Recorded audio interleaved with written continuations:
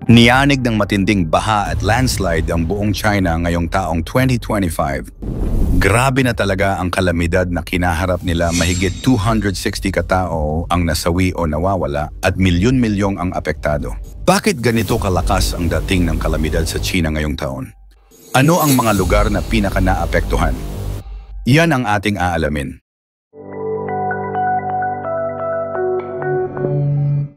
Ang pinaka-apektadong lugar ay ang Shaanxi at Sichuan provinces.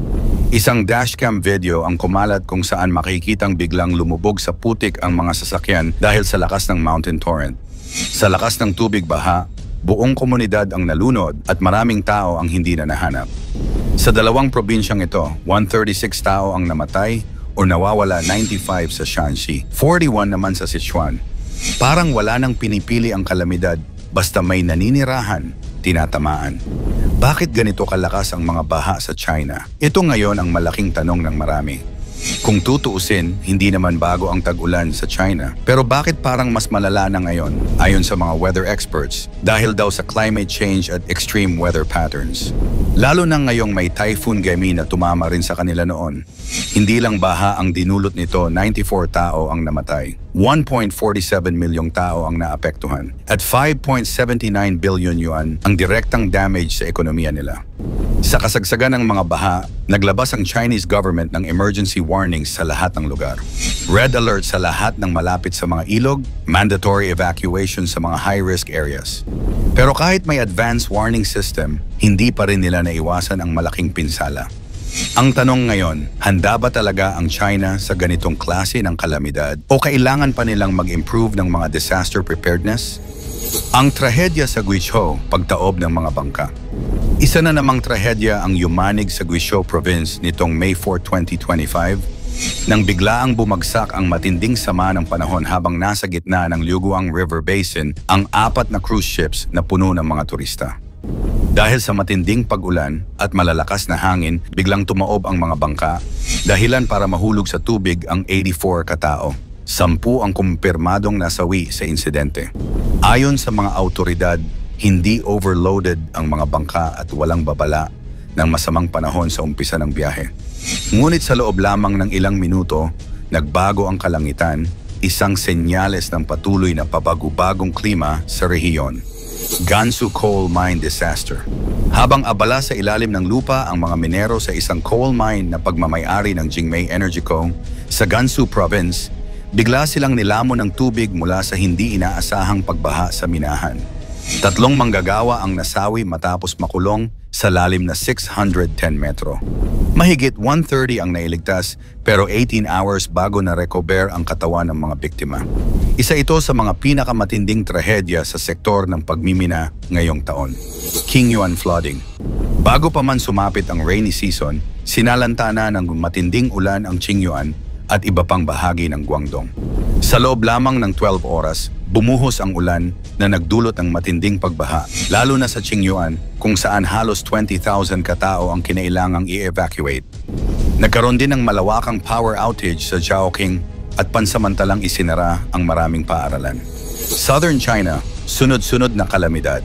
Jiangxi, Fujian, Guangxi, Guangdong at Guizhou, halos lahat ng southern provinces ay naapektuhan ng malalakas na ulan at flash floods. Sa Jiangxi Province, umabot sa 150 mm ang ulan sa loob lang ng isang araw. Ang resulta, 13 katao ang namatay, marami pang nawawala, at libu-libong pamilya ang nawala ng tahanan. Hindi lang simpleng baha ang problemang ito. Kung tutuusin, may 3 level ang disaster na ito. Una, natural disaster na dulot ng climate change. Sa pinakaugat ng malalakas na baha ay ang nagbabagong klima ng mundo. Ang China bilang isa sa pinakamalaking carbon emitter ay nararanasan din ngayon ang epekto ng global warming. Mas mainit na temperatura, mas malakas na ulan, mas unpredictable na weather patterns, lahat ito ay nagiging dahilan ng mas destructive na kalamidad. Ikalawa, infrastructure vulnerability sa gitna ng rapid development. Habang nakaka-develop ng mabilis ang China, maraming lugar ang hindi handa sa extreme weather. Mga bagong subdivision na ginawa sa flood-prone areas, mga tulay na hindi design para sa super typhoon, mga drainage system na outdated na, Lahat ito ay nagiging dahilan ng mas malaking damage kapag may kalamidad. Ikatlo, disaster management na kailangan pang i-improve. Sa likod ng mga advanced warning systems at military-assisted rescue operations, may mga bagay pa rin kailangang ayusin sa disaster response ng China. Lalo na sa rural areas kung saan mahirap maabot ng mga rescue teams at sa mga tourist destinations kung saan maraming dayuhan ang nabibiktima. Ang pagdating ng mas madalas na extreme weather ay maaaring maging game changer sa disaster preparedness ng China. Pero may tanong din, kung hindi nila ma-address ang root causes ng climate change, lalala pa ba ang mga ganitong kalamidad? Yunnan Province, mga turista ang nabiktima.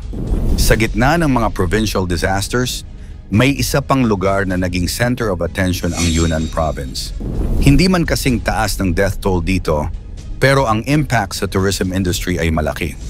4,800 residents ang naapektuhan, 1,600 ang urgent na na-evacuate, at mahigit 600 tourists ang na-trap sa mga mountainous areas.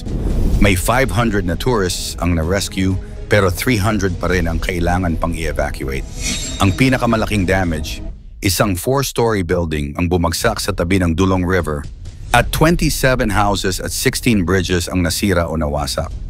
Sa ganitong sitwasyon, kailangang bantayan ng tourism industry ng China ang safety measures nila, lalo na sa mga adventure tourism destinations na madalas na maging delikado kapag may extreme weather. Wuhan at ang Yangtze River crisis. Sa bandang northern central China, may isa pang malaking problema na lumutang, ang pagtaas ng water level ng Yangtze River sa Wuhan, Hubei Province. Ang Hankou Station ay umabot sa 25 meters, 5 meters na pagtaas sa loob lang ng ilang linggo. Ito ang unang pagkakataon sa loob ng 3 taon na umabot sa ganoong level ang tubig. Ang resulta, urban flooding sa Wuhan, high alert sa lahat ng downstream regions, at panic sa mga nakatira sa malapit sa ilog. Hindi lang ito simpleng pagtaas ng tubig baha, laban ito ng control at preparation. Sa bawat metro na tumataas ang water level, may kapalit na emergency response. Sa bawat flood warning na inilalabas, may nakatagong consequences sa ekonomiya at pang-araw-araw na kabuhayan ng mga tao. Habang ginugulpi ng mga baha at landslide ang iba't ibang parte ng China, at habang nagsisikap ang kanilang gobyerno na mag-implement ng mas maayos na disaster management systems, ang mundo ay pinapaalalahanan ng isang katotohanan. Hindi pa tapos ang climate crisis. Hindi pa rin malinaw kung makakayanan ba ng infrastructure development ang bilis ng climate change. Sa ganitong sitwasyon, kailangang bantayan ng buong mundo ang mga innovations sa disaster preparedness, lalo na kung paano makaka-adapt ang mga highly populated countries tulad ng China. Sa huli, hindi lang kalikasan ang kalaban, ang tunay na labanan ay sa pagitan ng kahandaan at ang pabago-bagong galit ng panahon. Ang tanong, sa sunod-sunod na kalamidad na ito, bakit tila mas tinutumbok ng sakuna ang China? Ikomento mo naman ito sa ibaba. Huwag kalimutang i-like at i-share. Maraming salamat at God bless.